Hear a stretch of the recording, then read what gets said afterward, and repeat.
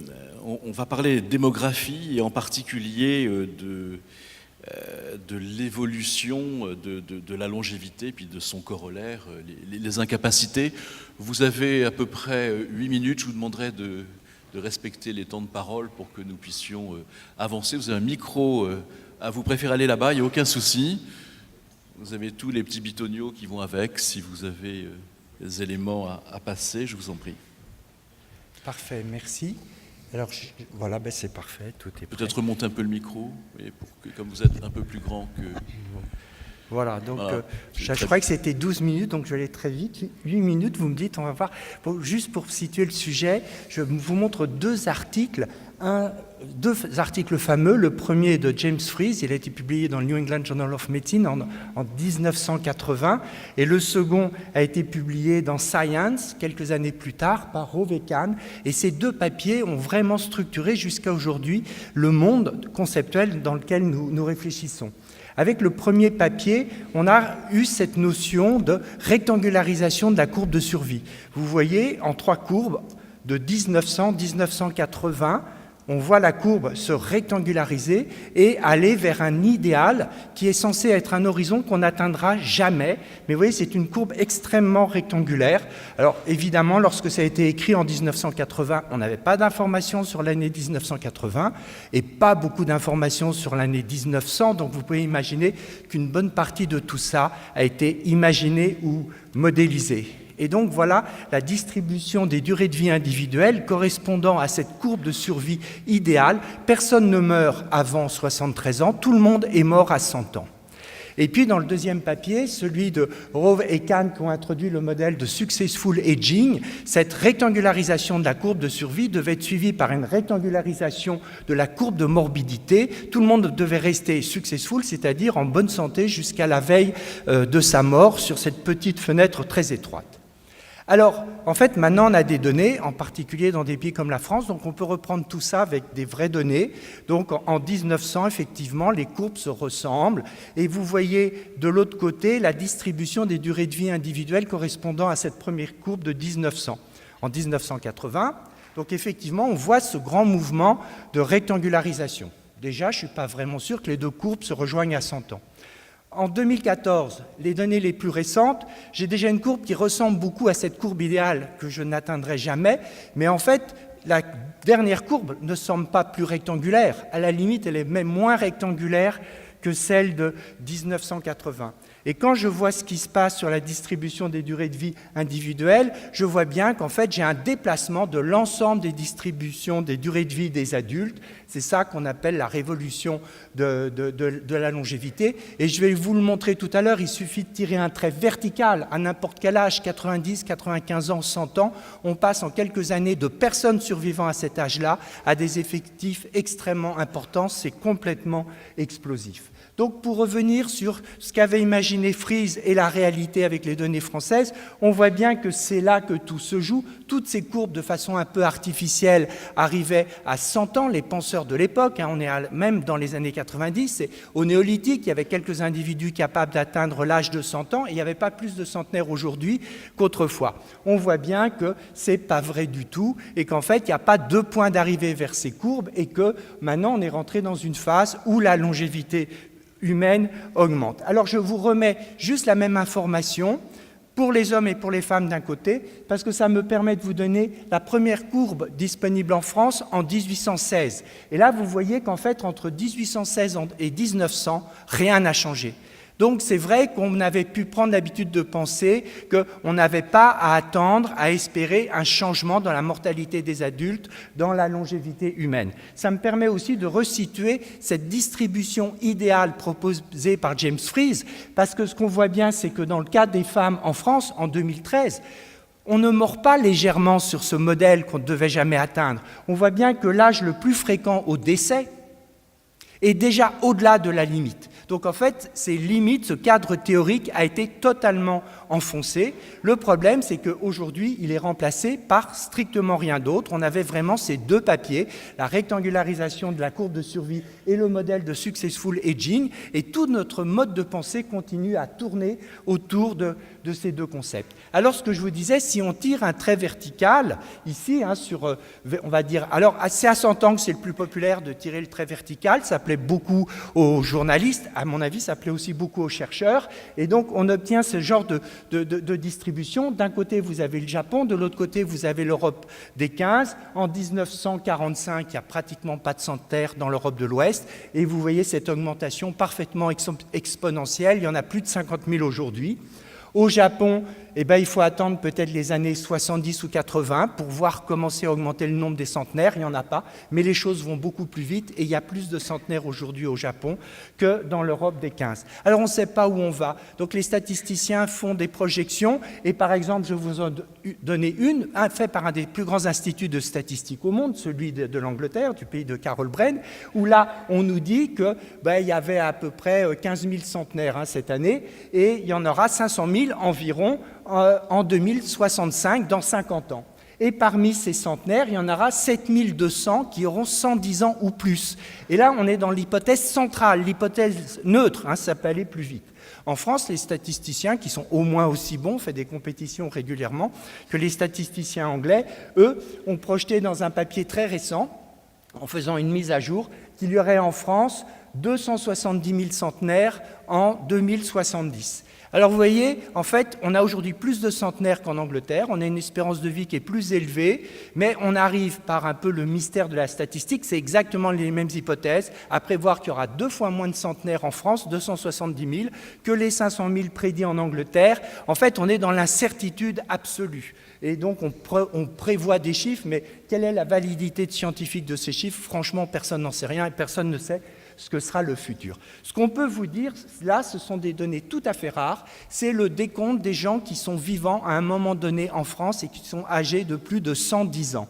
Et au dernier décompte qui a été fait, donc en novembre 2016, vous voyez, ils étaient 35. Et le tout premier est apparu dans les années 60, puis après il faut attendre les années 70 pour en avoir un deuxième. Et vous voyez quand même, malgré ce bruit fantastique, ils ont plus on est aussi au début d'une augmentation exponentielle et on est bien parti pour avoir dans quelques décennies autant de personnes âgées de plus de 110 ans qu'on a aujourd'hui des personnes âgées de 105 ans ou de 100 ans. Mais là aussi, on n'en sait rien, mais enfin pour l'instant, on ne voit aucun ralentissement.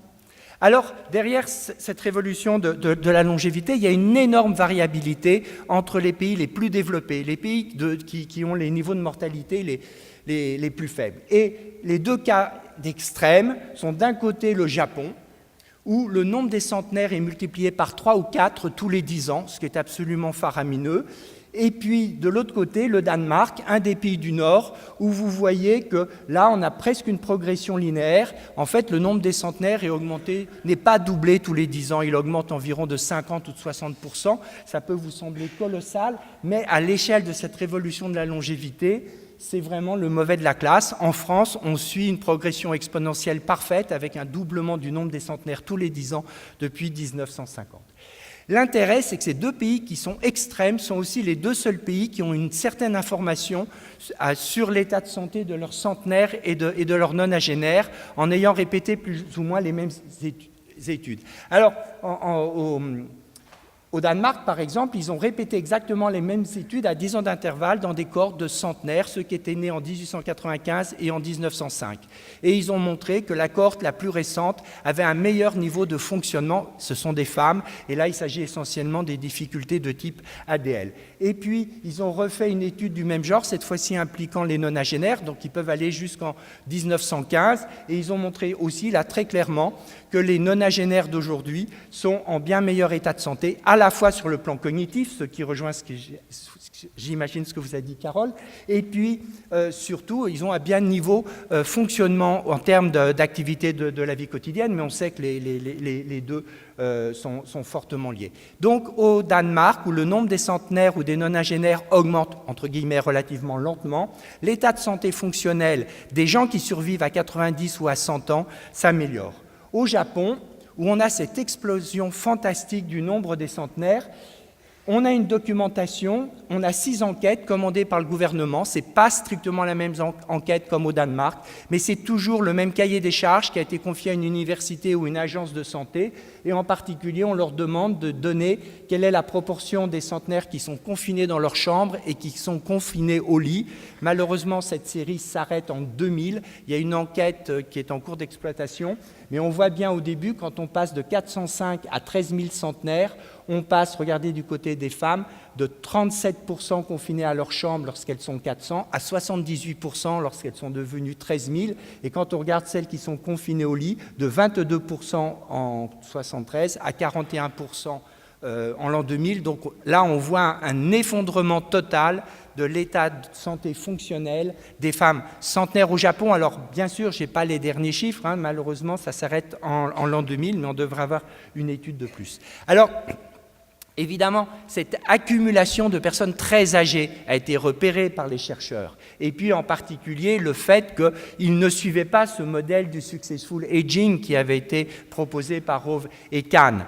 Et en particulier, un des premiers à l'avoir remarqué, c'est Baltes. Enfin, c'est Baltes et son épouse, Margaret Baltes. Et ils ont proposé un modèle où, effectivement, un modèle qui est que pour maximiser la qualité de sa vie, pour avoir d'une certaine façon un successful aging, il faut finalement sélectionner parmi l'ensemble des choses qu'on a à faire ou qu'on doit faire, et puis il faut chercher à optimiser. Mais le plus important, c'est que pour la première fois, ils reconnaissaient que, dans le fond, en vivant aussi longtemps, on avait une certaine réduction dans les capacités générales, dans les réserves générales, et que donc il y avait un certain coût en termes de longévité, et que pour l'instant, en tout cas, on n'observait pas cette healthy longevity. Et bien sûr, le papier le plus important dans ce domaine a été celui de Linda Fried, qui a introduit la notion de fragilité. Et aujourd'hui, lorsqu'on veut décrire essentiellement cette population des nonagénaires et des centenaires, on pense d'abord à ce concept de fragilité avant de penser au concept des ADL ou des IADL, sachant qu'aujourd'hui, la plupart des nonagénaires ou des centenaires sont de fait totalement déchargés des tâches de la vie quotidienne, ou du moins des tâches instrumentales. Voilà. Et juste pour terminer, je ne sais pas où j'en suis dans mes minutes, je veux vous donner le résultat d'une dernière étude qui commence à être ancienne, puisqu'elle a été publiée dans le New England en 2010. Mais en fait, par rapport à ce cadre général qui a été fixé par Fries et par Rove et Kahn, c'est la deuxième brique qui nous permet de comprendre en fait comment ça se passe réellement par rapport à tout ce qu'on a pensé aujourd'hui. Donc, selon Fries, il ne pouvait pas y avoir plus de nonagénaires et de centenaires aujourd'hui qu'il y en avait autrefois ou même au néolithique. Et puis, selon Rove et Kahn, c'était la révolution qui était promise à la gériatrie dans les années 80, on devait conduire tout le monde en bonne santé à la veille de sa mort. Et grâce à cette étude, pour la première fois, on a une idée de comment ça se passe au cours de la dernière année de vie quand les gens meurent au-delà de l'âge de 70 ans. Alors cette étude a l'air d'être extrêmement simple et sûrement vous allez me demander ou vous vous demandez mais pourquoi on ne l'a pas fait avant ? En fait, c'est très compliqué à faire et ça coûte assez cher si on pense à l'ensemble du personnel qu'il faut le mobiliser. Ce n'est pas un appel que je suis en train de lancer, mais en même temps, si en France, tous collectivement, on avait envie de mettre en place une belle étude pour savoir comment se passe la dernière année ou les 2 ou 3 dernières années de vie, on progresserait énormément sur notre façon de percevoir les personnes âgées, les personnes très âgées et le vieillissement réussi ou pas réussi. Et je crois qu'on est au cœur de notre sujet. Alors ici, ils ont à peu près 500 personnes. Ils ont été capables finalement de suivre 500 personnes qui vont décéder après avoir été suivies au moins 1 an. Pendant 1 an, tous les mois, quelqu'un leur a téléphoné pour avoir, c'est simple, hein, juste un coup de téléphone, mais bon, pour avoir une mesure de leur niveau d'incapacité au moment du coup de téléphone. Donc ils ont 12 mesures avant le décès et après, avec des techniques d'analyse assez classiques, ils ont été capables d'isoler 5 clusters. Et donc, on a 5 groupes de population, 5 types de trajectoires qui conduisent au décès chez les plus de 70 ans, qui, statistiquement, ont du sens. On dirait que ça a du sens en termes de santé publique parce qu'on est sur des vrais groupes de population. Ce ne sont pas des cas privés. Et là, on a à peu près à la louche, 20%. On a à peu près 5 groupes qui représentent 20% chacun. Et vous voyez, le premier groupe, c'est celui c'est celui rêvé, c'est Successful Aging, selon Rove et Kahn. Eh bien, vous voyez que parfaitement, il n'y a l'incapacité, c'est 0 dans les 12 mois qui précèdent la mort et les individus meurent. Et puis le deuxième groupe, il n'y a toujours pas d'incapacité à 3 mois avant le décès, et en 3 mois, il y a cette espèce d'augmentation catastrophique de l'incapacité. Et puis, il y a un troisième schéma où à 10 mois du décès, il n'y a pas d'incapacité, mais en 10 mois, il y a une élévation assez rapide, accélérée, disent les auteurs, pour atteindre des niveaux d'incapacité élevés. Il y a un troisième groupe, ils ont déjà un niveau important d'incapacité à 1 an. Je crois que 1, 2, 3, 4, c'est en gros des niveaux d'ADL, donc ils ont au moins une difficulté de type ADL, incapable de le faire 1 an avant le décès, et puis ça augmente pour qu'ils aient 2 ou 3 difficultés de type ADL au cours de l'année avant de décéder. Et puis le dernier groupe, vous voyez, 1 an avant le décès, il a déjà un maximum d'incapacité, il est à 3 ou 4 ADL, et ces gens vont encore survivre 1 an avant de mourir. Donc on a vraiment ces groupes qui ont à peu près la même importance. Donc voilà, quand on s'occupe des personnes très âgées de la fin de vie, on a vraiment ces 5 trajectoires qu'on doit considérer. On ne doit pas être uniquement focalisé sur une seule de ces trajectoires, comme encore bien souvent nous le suggèrent les modèles de vieillissement réussi. Vous voulez en savoir un peu plus? C'est juste terminé, je vous donne leurs âges. Ceux qui meurent sans incapacité meurent, vous voyez, à 83 ans. Ceux qui connaissent cette trajectoire catastrophique, ils meurent à 82 ans. Ils sont tous morts après 70 ans. Ceux qui ont cette trajectoire accélérée, ils sont un peu plus vieux. Ils sont morts à 84 ans. Ceux qui meurent avec cette incapacité nettement plus marquée, ils meurent à 86 ans. Et ceux qui ont connu 1 année d'incapacité avant de mourir, ils meurent à 87 ans. Et vous voyez l'écart, en fait, entre celui du bas, ceux qui meurent sans incapacité, et ceux qui meurent avec des incapacités. Il y a 5 ans de différence. Alors, si vous voulez avoir un vieillissement réussi, mourrez jeune. C'est le plus simple. Et donc, en fait, je peux encore vous livrer une dernière information, j'ai terminé. Vous voulez savoir de quoi ils sont morts? Eh bien, vous voyez, ceux-là, ceux qui sont morts jeunes et en bonne santé, eh bien, sur les certificats de décès, les médecins ont mentionné des cancers ou des décès sudden death. Et puis, ceux qui sont morts à 86 ans ou 7 ans, eh bien, sur le bulletin de décès, les médecins ont mentionné ce fameux concept de fragilité ou de démence avancée, c'est ce qui nous ramène au cœur de nos préoccupations d'aujourd'hui. Alors voilà, bon, ça reprend ce que je viens de dire, et donc je vous remercie de m'avoir accordé entre 8 et 12 minutes.